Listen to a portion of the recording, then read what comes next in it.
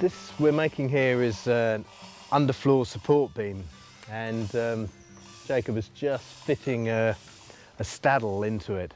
We call these legs staddles, mainly coming from traditional granaries in timber framing, where a stone was supported, a bit like a stone, looks like a stone mushroom, and the timber frame would sit on top.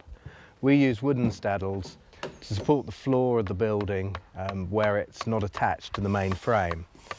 We start with a round log, and we run these string lines along to make sure that where we're creating flats on the log, they're all in parallel and all in the same plane. Then mortises are cut out and a staddle with a tenon on top is inserted in there. This will eventually also be pegged through, the whole beam turned upside down, and the floor joists, and then the flooring will sit on top of that. So this is a staddle post arriving. The guys are lifting it and fitting it onto the pad stone. First thing that we do when we put one of these in place is have a look how level it's going to sit on the stone. Quite often it's necessary to recut the bottom to get a nice flush fit. This one's actually looking pretty good.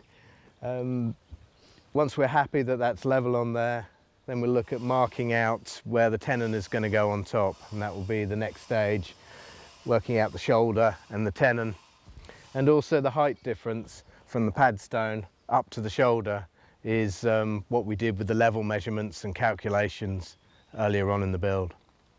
With this particular staddle, the cut on the bottom isn't level, so when we put it on the pad stone there's quite a lot of movement, so hence we've put a few wedges in just to bring it up into the vertical, and we've looked at that by eye down both planes, and we're happy with the plane that's in now. So the next stage is to then get a flat piece of wood, and we'll use that to actually scribe around the profile of the pad stone it's going onto, and then we'll recut the base. And once the base is recut and it sits nicely on the pad stone, we can then measure up to the shoulder for the tenon.